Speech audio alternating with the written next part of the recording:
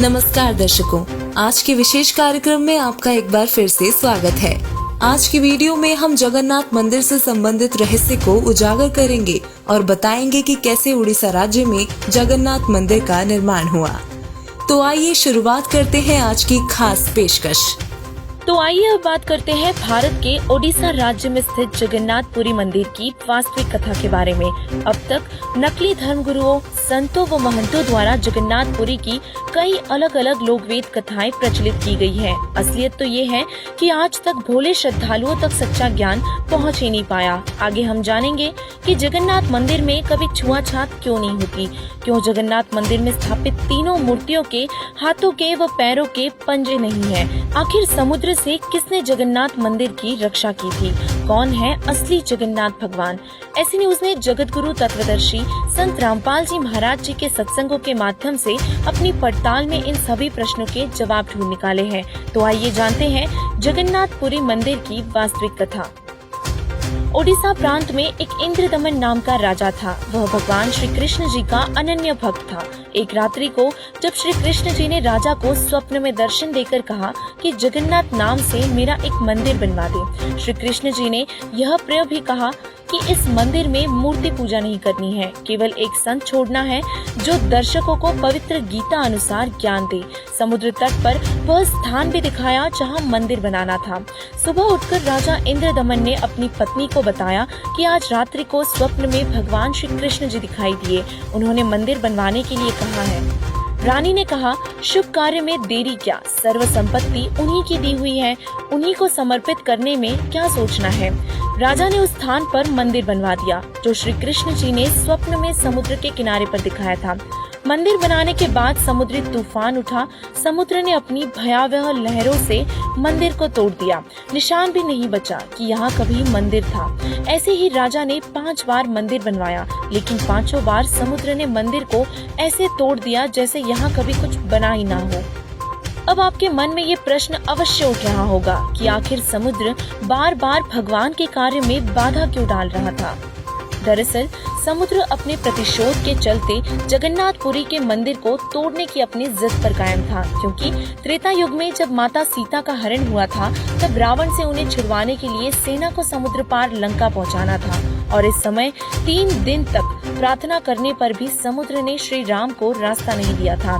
तब श्री राम ने क्रोधवश समुद्र को नष्ट करने के लिए अग्नि बाण को अपनी प्रत्यंचा पर चढ़ाया था और उसी का बदला लेने के लिए अब समुद्र बार बार जगन्नाथपुरी मंदिर निर्माण में बाधक बन रहा था। राजा ने श्री कृष्ण जी के आदेश अनुसार 5 बार मंदिर बनवाने की कोशिश की, पर समुद्र बड़े ही वेग से भीषण तूफान सरिका उठकर आता और मंदिर को बहा कर ले जाता। राजा ने श्री कृष्ण से बार बार मदद की विनती की, लेकिन श्री कृष्ण जी भी समुद्र को रोकने में असमर्थ रहे। धीरे धीरे राजा का खजाना भी खत्म हो गया और उसने मंदिर नहीं बनवाने का निर्णय ले लिया। लेकिन एक सच्चे भक्त की तरह इंद्रदमन के मन में भी एक अफसोस रह गया कि अपने इष्ट का आदेश वह पूरा नहीं कर सका। और ऐसे समय में भक्तों की सहायता करने के लिए सदा ही पूर्ण परमात्मा कबीर जी अपने निज धाम सतलोक से चलकर धरती पर आते हैं। और अपने विधान अनुसार एक दिन कबीर परमात्मा एक संत रूप में राजा के पास आए और राजा को कहा कि अब तुम मंदिर बनवाओ, मैं तुम्हारे साथ हूँ, अब की बार समुद्र मंदिर नहीं तोड़ेगा। राजा ने कहा कि जब भगवान श्री कृष्ण जी समुद्र को नहीं रोक पाए तो आप क्या कर पाओगे। कबीर परमेश्वर ने कहा कि मुझे उस परमेश्वर की शक्ति प्राप्त है जिसने सर्व ब्रह्मांडों की रचना की है और वही समर्थ प्रभु असंभव को भी संभव कर सकता है, अन्य देवता नहीं। राजा ने कबीर परमात्मा की बात नहीं मानी तो कबीर जी ने अपना पता बताते हुए कहा कि जब भी मंदिर बनवाने का मन बने तो मेरे पास आ जाना। आखिरकार श्री कृष्ण जी ने राजा को स्वप्न में आकर कहा कि वह जो संत आया था उसकी शक्ति का कोई वार पार नहीं है, वह मंदिर बनवा देगा, उनसे याचना करो। जिसके बाद इंद्रदमन ने ऐसा ही किया। प्रभु कबीर जी ने कहा कि जिस तरफ से समुद्र उठकर आता है वहाँ समुद्र के किनारे एक चौरा यानी कि एक चबूतरा बनवा दे। जिस पर बैठकर मैं प्रभु की भक्ति करूंगा तथा समुद्र को रोकूंगा। राजा ने एक बड़े पत्थर को कारीगरों से चबूतरा जैसा बनवाया। परमेश्वर कबीर जी उस पर बैठ गए। राजा के पास मंदिर बनवाने के लिए अब कोई धन संपत्ति तो बची ही नहीं थी, तो इस बार राजा ने अपनी पत्नी के गहने बेचने का फैसला किया। जब मंदिर बनकर तैयार हो गया, फिर समुद्र मंदिर को ध्वस्त करने के लिए ऊपर उठा। परमात्मा कबीर जी चौरे पर बैठे सब देख रहे थे। परमेश्वर कबीर जी ने समुद्र को अपना हाथ दिखाया, जैसे ट्रैफिक सिग्नल पर ट्रैफिक ऑफिसर चलने वाली गाड़ियों को दिखाते हैं। कबीर जी के हाथ दिखाते ही ट्रैफिक सिग्नल की गाड़ियों की तरह समुद्र वहीं पर थम गया, मानो जैसे किसी ने उसे रोक रखा हो। समुद्र के बहुत प्रयासों के बाद भी वह आगे नहीं बढ़ पा रहा था। समुद्र कबीर जी से याचना करने लगा कि मैं आपके समक्ष निर्बल हूँ, आपसे नहीं जीत सकता, कृपया आप मुझे रास्ता दे। जब कबीर जी ने रास्ता देने से इनकार किया तो समुद्र ने कहा, फिर मैं अपना प्रतिशोध कैसे लूंगा, कृपया आप ही उपाय बताएं। तब कबीर जी ने द्वारिका को डुबोकर अपना प्रतिशोध लेने का विकल्प बताया, क्योंकि द्वारिका तब खाली पड़ी थी। जिस स्थान पर कबीर जी ने समुद्र को रोका था, वह आज भी एक गुम्बद यादगार के रूप में मौजूद है, जिसे कबीर चौरा नाम से जाना जाता है। तो आइए अब जानते हैं कि जगन्नाथपुरी मंदिर की मूर्तियाँ अधूरी क्यों है। जब कबीर जी की कृपा से जगन्नाथपुरी का मंदिर बन गया था, तब नाथ परंपरा के एक सिद्ध महात्मा आए। नाथ जी ने राजा से कहा कि राजा, बहुत अच्छा मंदिर बनवा रहे हो, लेकिन इसमें मूर्ति भी स्थापित करनी चाहिए। मूर्ति बिना मंदिर कैसा, यह मेरा आदेश है। राजा इंद्रदमन ने हाथ जोड़कर कहा, नाथ जी, प्रभु श्री कृष्ण जी ने मुझे स्वप्न में दर्शन देकर मंदिर बनवाने का आदेश दिया था तथा कहा था कि इस महल में न तो मूर्ति रखनी है और न ही पाखंड पूजा करनी है। राजा की इस बात को सुनकर नाथ ने कहा, स्वप्न भी कोई सत्य होता है क्या? मेरे आदेश का पालन कीजिए तथा चंदन की लकड़ी की मूर्तियाँ अवश्य स्थापित कीजिएगा। ये कहकर नाथ जी बिना जलपान ग्रहण किए उठ गए। राजा ने डर के मारे चंदन की लकड़ियां मंगवाई तथा कारीगरों को मूर्तियां बनाने का आदेश दे दिया। एक मूर्ति श्री कृष्ण जी की स्थापित करने का आदेश श्री नाथ जी का था। फिर अन्य गुरुओं संतों ने राजा को राय दी कि अकेले प्रभु कैसे रहेंगे, वे तो श्री बलराम को सदा साथ रखते हैं। एक ने कहा, बहन सुभद्रा तो भगवान श्री कृष्ण जी की लाडली बहन थी, वह कैसे अपने भाई बिना रह सकती है। 3 मूर्तियां बनवाने का निर्णय लिया गया। 3 कारीगर नियुक्त किए। मूर्ति तैयार होते ही टुकड़े टुकड़े हो गई। ऐसे 3 बार मूर्तियां खंड हो गई। राजा बहुत चिंतित हुआ, सोचा, मेरे भाग्य में यह यश व पुण्य कर्म है ही नहीं। मंदिर बनता है वह टूट जाता है, अब मूर्तियां भी टूट रही हैं। भगत समाज में भक्ति की आस्था बनाए रखने और भक्तों की पीड़ मिटाने के लिए एक बार फिर पूर्ण परमात्मा कबीर जी अपने निज धाम सतलोक से आए। इस बार परमात्मा एक मूर्तिकार के रूप में राज्य दरबार में पहुँचे। मूर्तिकार के रूप में आए परमात्मा ने राजा से कहा कि मुझे चंदन की मूर्तियाँ बनाने में 60 साल का अनुभव है। मैं मूर्तियाँ बनाऊंगा तो नहीं टूटेगी। मुझे एक कमरा दे दो जिसमें मैं मूर्तियाँ बनाऊंगा, और जब तक मूर्तियाँ नहीं बन जाती कोई भी कमरा न खोले। यदि किसी ने कमरे को खोला तो मैं अपना कार्य वहीं अधूरा छोड़ दूंगा और मूर्तियाँ जिस स्थिति में होंगी वह सदा के लिए वैसी ही रह जाएंगी। राजा ने वही किया। कमरे के बाहर पहरेदार लगवा दिए और सबको आदेश दे दिया कि कमरे में कोई न जाए। तो उधर कुछ दिन बाद नाथ जी फिर आए और पूछने लगे कि मूर्तियाँ अब तक क्यों नहीं बनी, मेरे आदेश का पालन क्यों नहीं हुआ। राजा ने डरते हुए पूरा वृत्तांत नाथ जी को बताया। इस पर नाथ जी ने कहा कि पिछले 10-12 दिन से वह कारीगर मूर्तियाँ बना रहा है, कहीं गलत मूर्तियाँ न बना दे, हमें मूर्तियों को देखना चाहिए। ये सोचकर राजा के बार बार मना करने पर भी नाथ जी कमरे में दाखिल हो गए। नाथ जी ने जैसे ही कमरा खोला तो कमरे से कबीर परमात्मा गायब हो गए। राजा ने देखा तो तीनों मूर्तियाँ बन चुकी थी, लेकिन तीनों मूर्तियों के हाथ और पाँव के पंजे बनने शेष थे।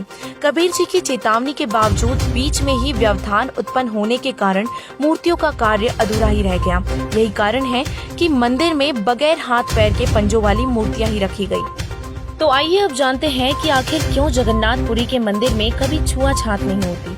जगन्नाथपुरी मंदिर और मूर्तियों के निर्माण के कुछ समय उपरांत मंदिर में मूर्तियों की प्राण प्रतिष्ठा करने के लिए कुछ पंडित राज दरबार पहुँचे। सर्व पंडित तथा मुख्य पांडा व राज्य तथा अन्य सैनिक व श्रद्धालु मूर्तियों में प्राण स्थापना करने के लिए मंदिर की ओर चल पड़े। पूर्ण परमेश्वर कबीर देव जी एक शूद्र का रूप धारण करके मंदिर के मुख्य द्वार के मध्य में मंदिर की ओर मुख करके खड़े हो गए। ऐसी लीला कर रहे थे कि मानो जैसे उन्हें ज्ञान ही नहीं है कि पीछे से प्रभु की प्राण स्थापना की सेना आ रही है। आगे आगे मुख्य पांडा चल रहा था। परमेश्वर फिर भी द्वार के मध्य में ही खड़े रहे।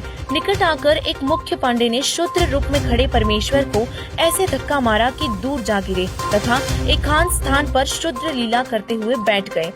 राजा सहित सर्व श्रद्धालुओं ने मंदिर के अंदर जाकर देखा तो सर्व मूर्तियां उसी द्वार पर खड़े शूद्र रूप में परमेश्वर का रूप धारण किए हुए थी। इस कौतुक को देखकर उपस्थित व्यक्ति अचंभित हो गए। मुख्य पांडा कहने लगा कि प्रभु अशुद्ध हो गए हैं, क्योंकि मुख्य द्वार पर उस शूद्र ने अशुद्ध कर दिया है और इसीलिए सर्व मूर्तियों ने शूद्र रूप धारण कर दिया है। बड़ा अनिष्ट हो गया। जिसके बाद मूर्तियों को और स्वयं को कई बार गंगा जल से स्वच्छ करके पांडा द्वारा मूर्तियों की प्राण स्थापना की गई। कुछ दिन पश्चात जिस पांडे ने प्रभु कबीर जी को शूद्र रूप में धक्का मारा था, उसको कुष्ठ रोग हो गया। सर्व औषधियों का प्रयोग करने पर भी स्वस्थ नहीं हो पाया, बल्कि कुष्ठ रोग का कष्ट और अधिक से अधिक बढ़ता ही चला गया। सर्व उपासनाएं भी की, श्री जगन्नाथ जी से रो रो कर संकट निवारण के लिए प्रार्थना भी की, परंतु सर्व निष्फल रही। एक रात स्वप्न में श्री कृष्ण जी ने दर्शन दिए तथा कहा, पांडे, उस संत के चरण धोकर चरणामृत पान कर जिसको तूने मंदिर के मुख्य द्वार पर धक्का मारा था। तब उसके आशीर्वाद से तेरा कुष्ठ रोग ठीक हो जाएगा। यदि उसने तुझे हृदय से क्षमा किया तो ठीक, अन्यथा नहीं। अब मरता क्या नहीं करता। वह मुख्य पांडा सवेरे उठा, कई सहयोगी पांडवों को साथ लेकर उस स्थान पर गया जहाँ पर प्रभु कबीर शूद्र रूप में विराजमान थे। जो ही पांडा प्रभु के निकट आया तो परमेश्वर उठकर चल पड़े तथा कहा कि हे पांडे, मैं तो अछूत हूँ, मेरे से दूर रहना, कहीं आप अपवित्र न हो जाए। पांडा निकट पहुँचा तो परमेश्वर और आगे चल पड़े। तब पांडा फूट फूट कर रोने लगा तथा कहा, हे परवरदिगार, मेरा दोष क्षमा कर दो। तब दयालु प्रभु रुक गए। पांडे ने आदर के साथ एक स्वच्छ वस्त्र जमीन पर बिछाकर प्रभु को बैठने की प्रार्थना की। प्रभु उस वस्त्र पर बैठ गए। तब उस पांडे ने स्वयं चरण धोए तथा चरणामृत को पात्र में वापस डाल दिया। प्रभु कबीर जी ने उस पांडे से कहा कि 40 दिन तक इसे पीना तथा स्नान करने वाले जल में कुछ डालकर स्नान करते रहना। 40वें दिन तेरा कुष्ठ रोग समाप्त होगा तथा कहा कि भविष्य में भी इस जगन्नाथ जी के मंदिर में किसी ने छुआछात किया तो उसको भी दंड मिलेगा। सर्व उपस्थित व्यक्तियों ने वचन दिए कि आज के बाद इस पवित्र स्थान पर कोई छुआछात नहीं की जाएगी। उसके बाद जगन्नाथपुरी मंदिर में आज दिन तक छुआछात नहीं हुई। इसी विषय में पूर्ण परमात्मा कबीर देव जी ने कहा है कि अज्ञानता व पाखंडवाद की चरम सीमा देखी। कारीगर पत्थर की मूर्ति को भगवान बनाता है और फिर पुजारी या अन्य संत उस मूर्ति रूपी प्रभु में प्राण डालते हैं, अर्थात प्रभु को जीवन दान देता है। तब वह मिट्टी या लकड़ी का प्रभु कार्य सिद्ध करता है। वारे पाखंडियों, खूब मूर्ख बनाया प्रभु प्रेमी आत्माओं को। ऐसे ने उसने अपनी पड़ताल में पाया कि कबीर परमेश्वर जी ने इस कथा को सिद्ध करके बताया है कि वह समर्थ है और ब्रह्मा विष्णु महेश से भी ऊपर की शक्ति है। परमेश्वर कबीर जी चारों युगों में सतलोक से गति करके आते हैं। सतयुग में सत सुकृत नाम से, त्रेता युग में मुनिंदर नाम से, द्वापर में करुणामय नाम से और कलयुग में अपने असली नाम कबीर नाम से आते हैं। और यही सत्य वर्तमान में भी संत रामपाल जी महाराज जी ने बताया है कि आत्म कल्याण तो केवल पवित्र गीता जी व पवित्र वेदों में वर्णित तथा परमेश्वर कबीर जी के द्वारा दिए गए तत्व ज्ञान के अनुसार भक्ति साधना करने मात्र से ही संभव है, अन्यथा शास्त्र विरुद्ध होने से मानव जीवन व्यर्थ हो जाएगा। श्री जगन्नाथ के मंदिर में कबीर परमेश्वर जी के आदेश अनुसार पवित्र गीता जी का पाठ किया जाता है तथा श्रीमद् भगवत गीता जी में भक्ति विधि बताई है और उसी प्रकार साधना करने मात्र से ही आत्मा का कल्याण संभव है, अन्यथा जगन्नाथ जी के दर्शन मात्र या खिचड़ी प्रसाद खाने मात्र से भी कोई लाभ नहीं, क्योंकि यह क्रिया श्री गीता जी में वर्णित न होने से शास्त्र विरुद्ध हुई, जो गीता अध्याय 16 के मंत्र 23 और 24 में बताया गया है। जगत गुरु तत्वदर्शी संत रामपाल जी महाराज जी ने प्रमाणित करके बताया है कि केवल पूर्ण परमात्मा कबीर साहिब जी ही असली जगन्नाथ है। उन्होंने बताया है कि ब्रह्मा विष्णु और महेश, दुर्गा और निरंजन समेत सभी देवी देवता पूजा के योग्य है ही नहीं, क्योंकि वे खुद जन्म मरण के चक्र में आते हैं व वे उस पूर्ण परमात्मा पर ही आश्रित है। इसीलिए संत रामपाल जी महाराज जी ने कहा है कि सदगुरु पुरुष कबीर है चारों युग परवान, झूठे गुरुआ मर गए हो गए भूत मसान, अर्थात पूर्ण परमात्मा कबीर साहिब जी धरती पर चारों युगों में आते हैं। वह तत्व ज्ञान प्रकट करके अपने प्यारे हंसों को सद्भक्ति प्रदान करते हैं। तो दर्शकों, आपने आज की हमारी खास पेशकश में देखा कि जगन्नाथ मंदिर का निर्माण कैसे हुआ। आज तक दुनिया से यह सच्चाई छिपा कर रखी गई थी कि कबीर साहिब जी ही पूर्ण परमेश्वर हैं। इस रहस्य को उजागर करने के लिए हम संत रामपाल जी महाराज जी का कोटि कोटि धन्यवाद करते हैं कि उन्होंने अध्यात्म के इन गूढ़ रहस्य को आम जनता के सामने सरलता से पेश किया है। आज की रिपोर्ट में बस इतना ही। अब शुरुआत करते हैं स्पेशल वीकली बुलेटिन। अमेज़न और गूगल पर फ्रांस में लगा 13.5 करोड़ यूरो का जुर्माना। दोनों कंपनियों पर कुकीज नियमों के उल्लंघन करने का लगा है आरोप। सिंधु बॉर्डर की रेड लाइट पर बैठे किसानों के खिलाफ दर्ज हुई एफआईआर। दिल्ली पुलिस ने किसानों पर लगाई महामारी एक्ट की धाराएं। वहीं आयुर्वेद के डॉक्टरों को सर्जरी करने का अधिकार देने के खिलाफ आईएमए ने किया विरोध प्रदर्शन। 11 दिसंबर को देश भर के एलोपैथी डॉक्टर अस्पताल बंद कर आए हड़ताल पर। 10 दिसंबर को प्रधानमंत्री मोदी ने दिल्ली स्थित संसद भवन की नई इमारत का किया शिलान्यास। हालांकि इसके निर्माण का मामला सुप्रीम कोर्ट में अभी लंबित है। राजस्थान में भारतीय ट्राइबल पार्टी ने गहलोत सरकार से समर्थन लिया वापस। विधायक ने ट्वीट करते हुए लिखा, हमें राजस्थान सरकार के समर्थन की अब जरूरत नहीं। मशहूर कोरियोग्राफर रेमो डिसूजा को आया हार्ट अटैक। इलाज के लिए मुंबई के कोकिलाबेन अस्पताल में आईसीयू में करवाया गया भर्ती। पंजाब में कोरोना के बढ़ते प्रकोप को देखते हुए सरकार ने राज्य में 1 जनवरी तक नाइट कर्फ्यू बढ़ाने का लिया फैसला। इसी के साथ देश में कुल कोरोना की संख्या हुई 98 लाख के पार। वहीं 52 लाख से अधिक लोग स्वस्थ होकर लौटे अपने घर। किसान आंदोलन के बीच भाजपा के नेता किसानों को नए कृषि कानूनों के फायदे बताने के लिए लगाएंगे चौपाले। साथ ही इस कार्य में तेजी लाने के लिए 700 प्रेस कॉन्फ्रेंस भी की जाएंगी। मुंबई क्राइम ब्रांच ने 1.5 करोड़ रुपए के ड्रग्स के साथ 2 विदेशी नागरिकों समेत 4 लोगों को किया गिरफ्तार। कृषि कानूनों के विरोध में भारतीय किसान यूनियन ने सुप्रीम कोर्ट का खटखटाया दरवाजा। 3 हफ्ते से धरने पर उतरे किसानों की ओर से सर्वोच्च न्यायालय में 3 कृषि कानूनों के खिलाफ दायर की याचिका। कोरोना के बढ़ते मामलों को देखते हुए जर्मनी के कई राज्यों में लगा लॉकडाउन। वहीं अब देश में 10 जनवरी तक स्कूल भी रहेंगे बंद। अमेरिका के नवनिर्वाचित राष्ट्रपति जो बाइडेन के बेटे हंटर को टैक्स धोखाधड़ी के मामले में संघीय जांचकर्ताओं द्वारा जारी किया गया समन। एलोन मस्क की कंपनी स्पेस एक्स के मंगलयान में उड़ान के समय लगी आग। एलोन मस्क ने ट्वीट कर दी जानकारी। अन्ना हजारे ने केंद्र सरकार को भेजा अल्टीमेटम। कहा, यदि किसानों की मांगे पूरी नहीं हुई तो करेंगे जन आंदोलन। एक आरटीआई द्वारा मांगी गई प्रधानमंत्री की विदेश यात्रा की जानकारी दिल्ली हाईकोर्ट ने राष्ट्रीय सुरक्षा का हवाला देते हुए सार्वजनिक करने से किया इनकार।